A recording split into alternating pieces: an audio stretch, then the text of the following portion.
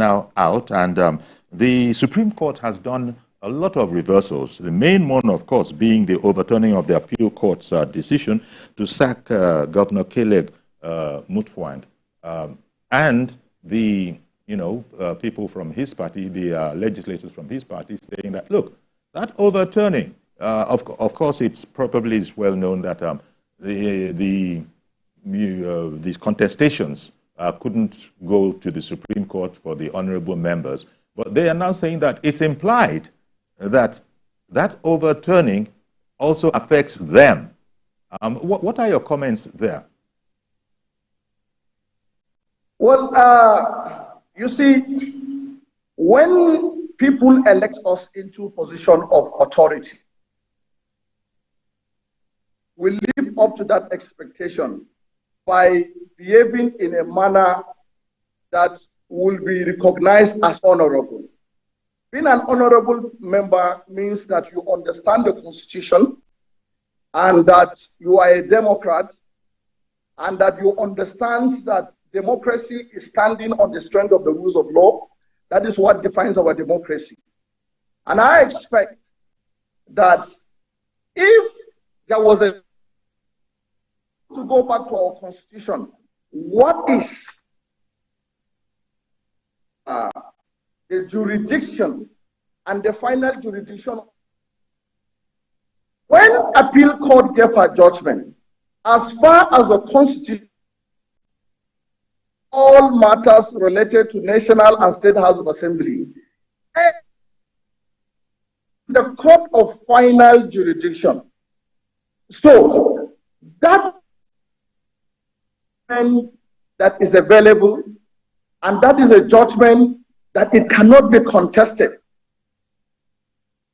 If they so wish, if they believe that what happened at the Supreme Court has also given them a leeway for them to go for the review.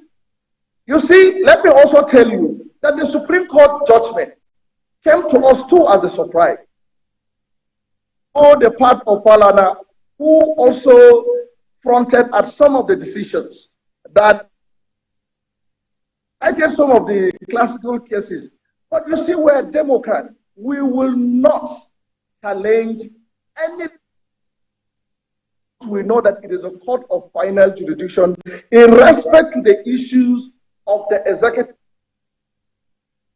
And it does not extend to any other person. The judgment is where it ends. There was no pronouncement. They were not a joint party to the issue in any way.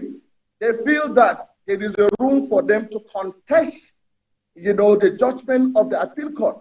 I think there was honor to the Supreme Court, which of course, they don't have the jurisdiction to entertain the matter. So they can go back to the appeal court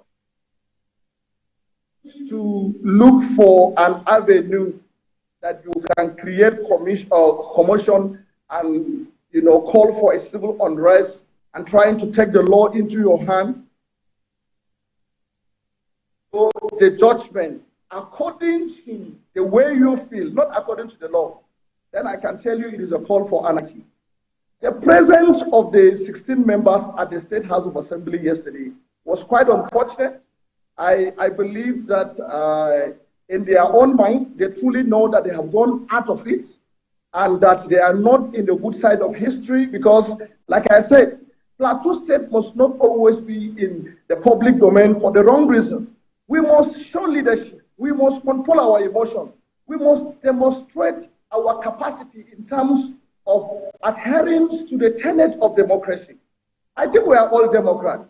So, for anybody to think that the judgment of Supreme Court has actually given them the right to claim that they are members and elect is quite unfortunate. I think Nigerians are watching, and Nigerians know the truth. So we should not encourage people to call for anarchy. What we need to do is to respect the court, just like the way we respected the decision of the Supreme Court. It's not as if we like it, we were hopeful, but at every point in time, judgment of judges, because all the judges, none of them is infallible.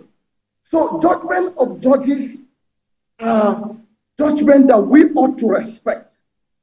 And we respect the Supreme Court judgment. We do not call our people to come out and say, no, they should cause commotion. No. And we expect them to do same. Because we are all Plateau people. In the presence of the security crisis on the Plateau, I expect any well-meaning Plateau man, any reasonable Plateau person will have no reasons to create a situation whereby people will resort to self-help.